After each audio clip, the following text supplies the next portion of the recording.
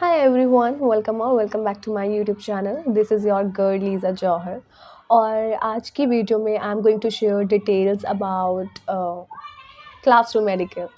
तो I think most of people are aware about the medical जो कि selection के बाद होता है. ठीक है, मतलब देर इज़ अ मेडिकल जो आपका मतलब जो लोग पीएचडी ज्वाइन करते हैं उनका तो पीएचडी के ड्यूरिंग उसके बीच में ही हो जाता है, क्लासेस के बीच में. बट जो लोग डायरेक्ट सिलेक्ट होते हैं उनका मेडिकल होता है एंड देन उसके बाद उनका थर्ड स्टेप जो होता है वो होता है class two medical. So what happens in class two medical that I am going to share with you all. Okay, तो first thing what happens there is आपको पहले तो कुछ फॉर्म देते हैं वो लोग और वो आपको फिल करना होता है. ठीक है, और वो लोग समझाते हैं कि आपको कैसे फिल करना है, तो you don't need to worry about that. Next thing what happens is कि आपका फिर से बीएमआई चेक होता है कि आप जो हेल्दी बीएमआई रेंज है कि आप उसमें हो या नहीं. I hope you all know what is the healthy BMI range for airlines. It is between 18 to 22, but I think it varies airline to airline. But for Indigo, if I speak, it is between 18 to 22, right? वो check होता है. उसके बाद आपकी आई site check होती है कि वो आपको थोड़े डिस्टेंस पे खड़ा करेंगे और उस एक वॉल पे कुछ अल्फ़ाबेट्स होंगे and you have to read it. ठीक है, वो होगा. एंड उसके बाद आपका एक साइकोलॉजी टेस्ट होता है. वहाँ पे एक मैम होती हैं जो आपसे क्वेश्चंस पूछती हैं. It can be personal as well. और वो फिर आपके कुछ स्कार्स चेक करती हैं. तो स्कार के लिए आपको वरी करना चाहिए या नहीं. सो आई वुड से कि ज़्यादा वरी मत करो क्योंकि जो मेजरली स्कार चेक होते हैं ना वो शायद इंटरव्यू वाले दिन ही होते हैं. उसके बाद इतना कुछ ध्यान नहीं देते क्लास टू मेडिकल में. वो बस ऐसा हल्का फुल्का आपका हैंड्स चेक करते हैं, एल्बो तक वो भी. And that's it, that's all. आपके शायद पैरों के स्कार्स भी चेक नहीं होते हैं. तो हाथ का अगर कोई आपका स्कार है तो आप मेक श्योर करें कि आप उसे कंसील कर कर जाएं. And that's all. स्कार के लिए ज़्यादा वरी करने की ज़रूरत नहीं है. तो साइकोलॉजी टेस्ट में क्वेश्चंस पूछेंगे, नॉर्मल क्वेश्चंस होते हैं, कुछ पर्सनल क्वेश्चंस हो सकते हैं, so just be prepared for that. और वो बहुत ईजी होता है क्लियर करना, so you don't need to worry about that as well. Third thing that happens is कि वहाँ पे फिर जो भी आपका मेडिकल हुआ है ना पहले, उसकी रिपोर्ट्स उनके पास होती हैं, इंडिगो की टीम के पास. तो वहाँ पे डॉक्टर्स होते हैं जो उस रिपोर्ट से गो थ्रू करते हैं और उनके हिसाब से अगर उस रिपोर्ट्स में कुछ भी ऑड है या कुछ भी अनयूजुअल है तो वो आपको बताते हैं उस टाइम पे.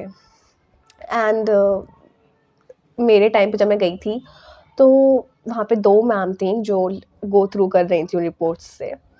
एंड ऐसा था ना कि एक मैम जो थी वो बहुत I think she was very decent कि उन्होंने मतलब जितनी भी लड़कियाँ उनके पास गई थी चेक करवाने के लिए, उन्होंने आई थिंक ऑलमोस्ट सबको ही फिट टू फ्लाई दिया था. उन्होंने किसी को भी ऐसा रीटेस्ट करवाने के लिए नहीं बोला था. शायद कोई 1-2 होंगे जिनको बोला होगा, बट मेजॉरिटी को उन्होंने फिट टू फ्लाई दिया था. And she was like very kind. She was also giving them well wishes, which is a good thing, right?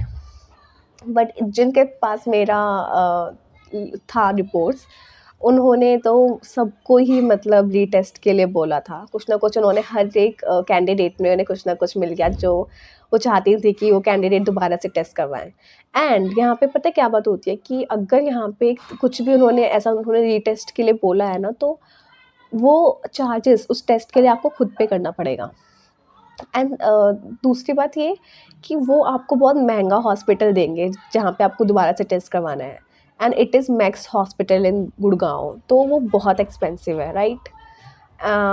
ठीक है, तो मतलब ये सब होता है. और जब मैं गई तो उन्होंने मुझे कार्डियोलॉजिस्ट से कंसल्ट करने के लिए बोला. तो आई वॉज़ क्वाइट स्केयर्ड कि मतलब मैं नहीं चाहती थी कि इतने महंगे हॉस्पिटल में मेरा ईसीजी वगैरह हो, क्योंकि यू नो कि अगर वो टेस्ट होता तो उसका चार्जेस बहुत ज़्यादा बनता वहाँ पे. So I was quite scared honestly. तो मैं गई उन डॉक्टर के पास एंड उनके कंसल्टेशन फ़ी जो थी वो थी 1700. And I was like okay. तो मैं डॉक्टर के पास गई. Doctor was very sweet. उन्होंने मुझसे कुछ क्वेश्चंस पूछे कि शायद मेरा बीपी थोड़ा-सा हाई था, तो उन्होंने कहा कि are you worried about something और लाइक सोई नहीं हो, कल कुछ हुआ है मतलब? तो I was like no, I don't know, मतलब ऐसा तो कुछ भी नहीं है. बट हाँ, क्योंकि मैं पूरे दिन से अप डाउन कर रही हूँ, सुबह से मैं इधर-उधर घूम रही हूँ और मैंने कुछ ज़्यादा खाया नहीं है, तो मेबी ये हो सकता है. तो ही वाज़ लाइक ओके. उन्होंने अंडरस्टैंड किया उस चीज़ को और फिर he also said that you are fit to join, there is nothing to worry about. और फिर मैंने अपनी रिपोर्ट्स भी भेज दी उनको, जो मेरे को डॉक्टर ने फिट टू फ्लाई का बोला था। And this are the things that happen during class 2 medical. तो you don't need to worry, अगर आपने वो वाला मेडिकल अगर मतलब कुछ अनयूजुअल होगा तो वो आपको बता देंगे।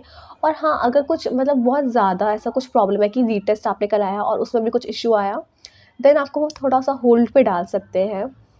But you know, I think everybody knows कि health is the most important thing. अगर आप हेल्दी नहीं होगे तो आप कैसे फ्लाई कर पाओगे? So you need to be healthy first to fly, right? And that's the thing कि आपको अगर कुछ उन्होंने होल्ड पर रखा है तो वो आपके भले के लिए ही है। आप एक बार अच्छे से हेल्दी हो जाए, उसके बाद तो आप कितना मर्ज़ी फ्लाई करें, क्योंकि कंपनी भी आपसे ज़्यादा ही फ्लाई करवाएगी। They don't want to keep their employees at home, right?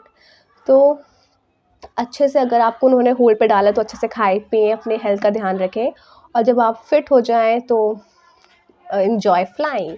And that's all what happens in class 2 medical.